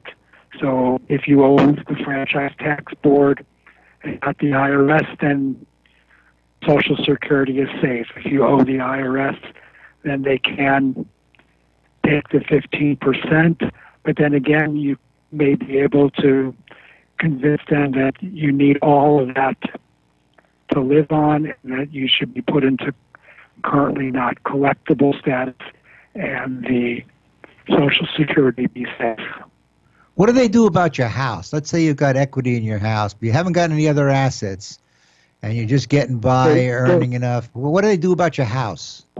Sure. Well, they really don't want to take your house, and I don't think I mean a seizure of a taxpayer's personal residence in the last 30 years. I mean, it's just usually not done. So if it's equity in the house, then first of all, the IRS will record a lien so that if you try to sell the house, the IRS will be paid out of the equity in the sale through escrow. If you try to get a loan on the house, like refinance or get a equity line of credit, then the IRS will want that. If you apply for a home equity loan and turn down, then the IRS will back off and pretty much leave your house alone. And you may even be able to be put into currently not collectible or a very small payment plan if the equity in your home can't be taken out through refinancing a home equity loan. So you do all that, right, as a tax expert? Is that what you do? You negotiate with the IRS? That's something you negotiate with the IRS. If you want an example, I had a taxpayer who owed the IRS about $60,000, and he had $600,000 of equity in his home. So basically, he had enough equity to pay the IRS 10 times over. But when he applied for a home equity loan, he was rejected. And so the IRS left the equity alone, and I was able to get him a very small installment payment of about $75 a month, because even though he had a lot of equity in his home, he didn't have a lot of disposable income, because his monthly income pretty much was eaten up by his monthly expenses. What's exempt? What can't they take? I know they can't take your Bible. I know that it says in the code you can't take the Bible. Are you sure about that, Judge? Yes, I am. What can the IRS take? Yeah. They can levy your bank account. How do they do that? How do they do that? How do they do that mechanically? Do they just go to the bank and? Well, they know where you bank, because every bank account is hooked up with a Social Security number, so they can track it. They know where you bank, and they send the bank a levy. And what that levy does is it freezes the money.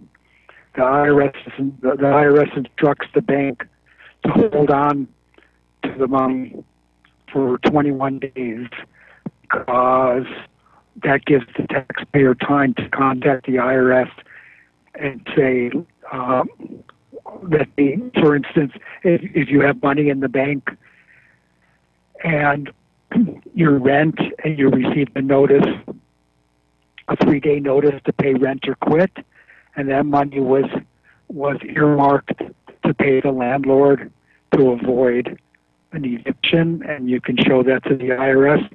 The IRS will release the funds so that you could pay your landlord and avoid being evicted from your apartment. And if you have a notice of intent from electric company to disconnect your electric or telephone or gas, and you have some kind of disconnect notice, the IRS will release the money in order for you to be able to pay your electric bill and keep the lights on. So the fact that you received a bank levy isn't the final thing. You may still be able to get some or all of that money back if you act quickly. I mean, remember, the IRS has been sending the taxpayer notices for months, if not years, and gotten nowhere. And so basically to get the taxpayer's attention, they levy the bank, and then if the taxpayer, wants to get some or all of that money back, they need to act quickly. That usually get the taxpayer's attention. What about a garnishment? Can they take your wages too? So the IRS wage levy is a little bit different than the state. The state is limited to 25% of your take home, so the state can take 25% of your take home pay, but the IRS can take everything except minimum wage. So if minimum wage was $10 an hour and you work 40 hours a week, they would let you keep $400 a week, and anything over that they would take. So basically, I have a client who is a very successful attorney and making, $30,000 a month, and they could take everything but $400 a week. So they could leave him with basically $1,600 a month, and they could be taking $28,000 some. Wow. So you need somebody who really knows what they're talking about, like somebody like you. Where's your practice, Norman? So I've been practicing for about 25 years.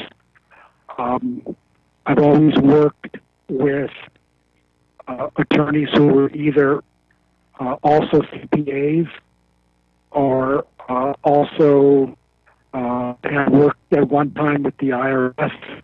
So I was trained as a tax attorney to with people who know the inner workings of the IRS because they've worked there, and I know secrets that the average attorney doesn't know.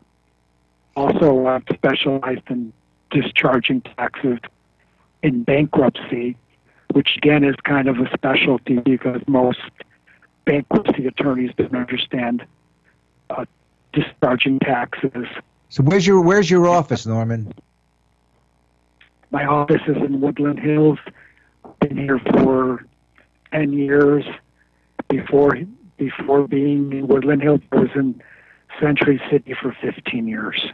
Well, you sound like you know what you're talking about, and if anybody needs some tax advice, we recommend Norman Kreisman, Kreisman, in Woodland Hills, California. He's very good. I've talked to him many times. He's a guy that really knows how to work the system. So thank you very much, Norman, for sharing your wealth of knowledge with us. And if anybody needs you, they're going to call you. Great. Thank you. Okay. Bye-bye now.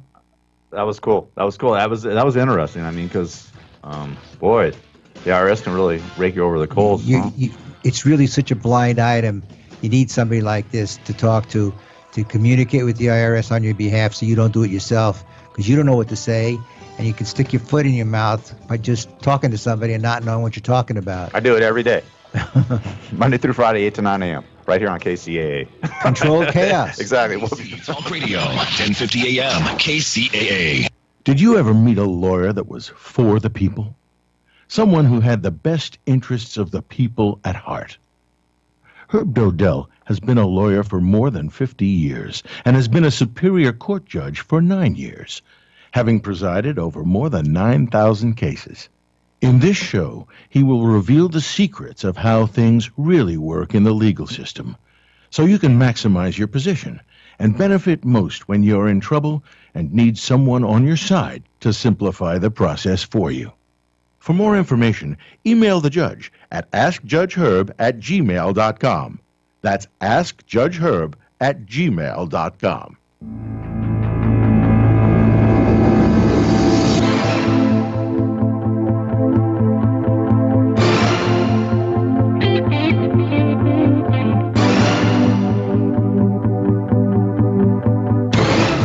Okay, so we're back after talking to Norman Kreisman.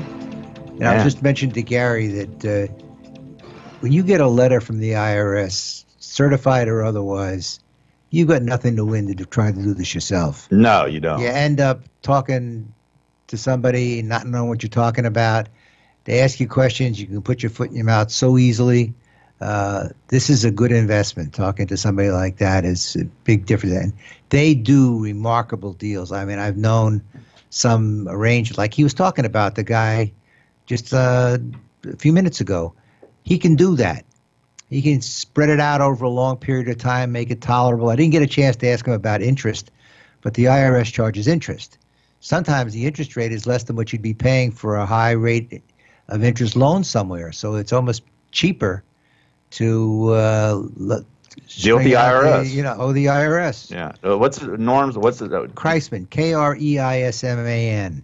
And that's in Woodland Hills. He's in Woodland Hills. Yeah, that's that. Listen, I mean, he was a wealth of information. That's scary to deal with the IRS. Well, we didn't have enough time to really get into a lot of the details about some of the other things that go along, like bankruptcy. What gets discharged? You can get rid of some taxes by filing bankruptcy. Some are not dischargeable, like payroll taxes are not dischargeable. And yet, if you didn't pay your income tax for a period of time, and there are also statutes of limitation. We just didn't have enough time to get into it. Want me to call him back? No. Okay. Okay. Thank you. It was hard to hear to begin with. Thank you. No, but the good news is they can't get your Bible. You're right. You're right. There's no way they. And if you listen, if you're hurting for money, and you know they're not going to throw you out on the street too if you're going to pay. That's valuable information because most people don't know that. They think they're going to take your house. Yeah, or if you have your rent money or whatever, and you get an eviction notice or something like that. I mean, they may take everything. You don't know. Like their electricity, that type of thing. That's very important. But it's also interesting when you're talking about small businesses or medium-sized businesses. There are tax consequences for all of that. Are they going to come in and start to run your business for you? Can they close you down? I guess they can close you down. Sure. If they want to, they'll close you down and take your receivables at the door as they open the mail. That's what they do. It's like a receiver or in a writ of execution when you are seeking to collect on a judgment. They send in something called a keeper. The keeper sits at the door, takes the mail, and comes in and opens up and takes the checks. And that's what happens. And the IRS can do the same thing. There are procedures that they have to follow, and they've gotten a lot more friendly than they used to be. So I'm told. Yeah. But those are the last people you want to be involved because they have such tremendous, awesome power. Right. They really do. Talking about your finances, your livelihood. Yes. Well, yeah, they can close you down. Yeah, that's crazy. I mean, it's just that if you haven't got enough money to pay your rent, and you don't own your house, you don't have to worry about the equity. You're looking to be living on the street, unless you can work out something with them. That's why you go to Norman. It's a numbers game. It really turns out to be that. But let's get back to the attorney's fees because that really matters to people. So in this case with the San Diego couple, I told them don't take the $700.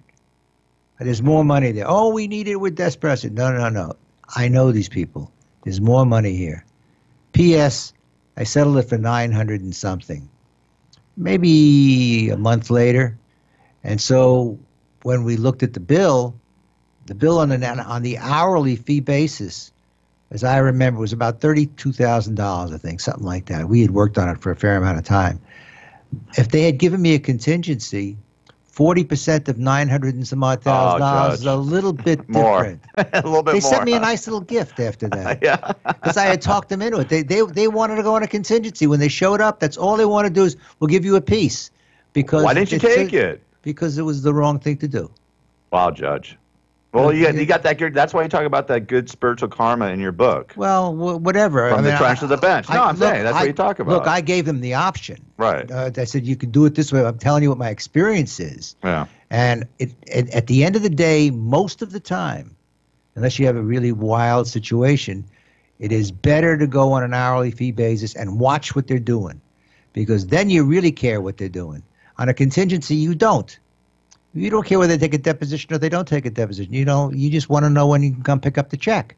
But in an hourly, you sure as hell do want to know what they're doing. Are they going to make this motion that's really unnecessary and has a 0 chance of winning? You don't know that. That's the big problem, is you're dealing with blind items. And for people in the middle, sometimes lawyers will work out what's called a hybrid. A hybrid means you pay less of an hourly rate. Whatever the hourly rate is, the lawyer is going to charge you, say, a third of that rate, hourly. Okay. But on the other hand, we would normally pay 40% for a contingency. The contingency is now 20%.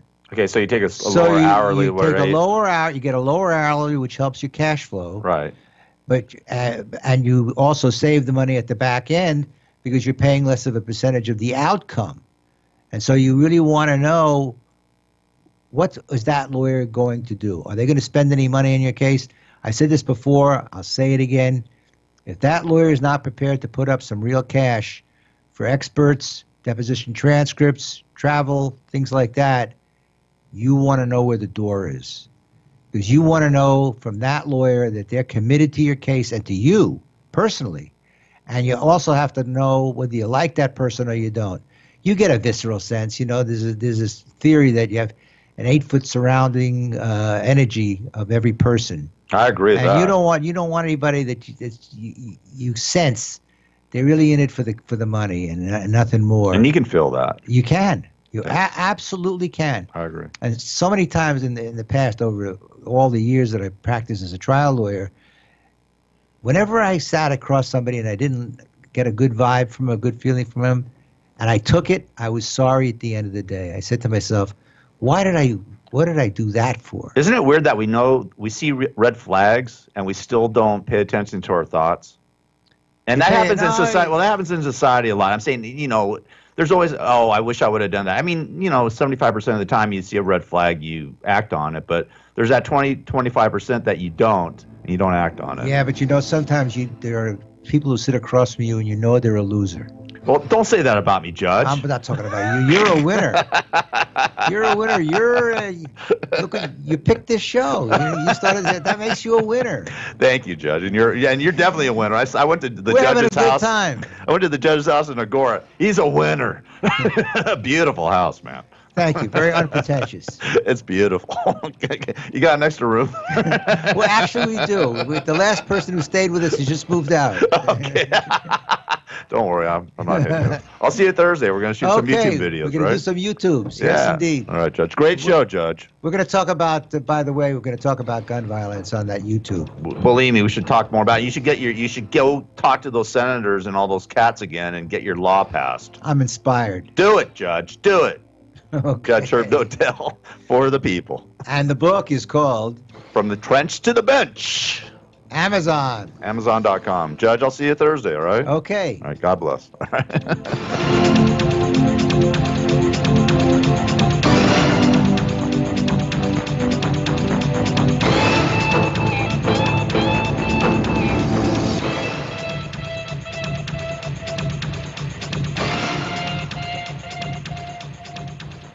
KCAA Loma Linda, 1050 AM, 106.5 FM, and now 102.3 FM.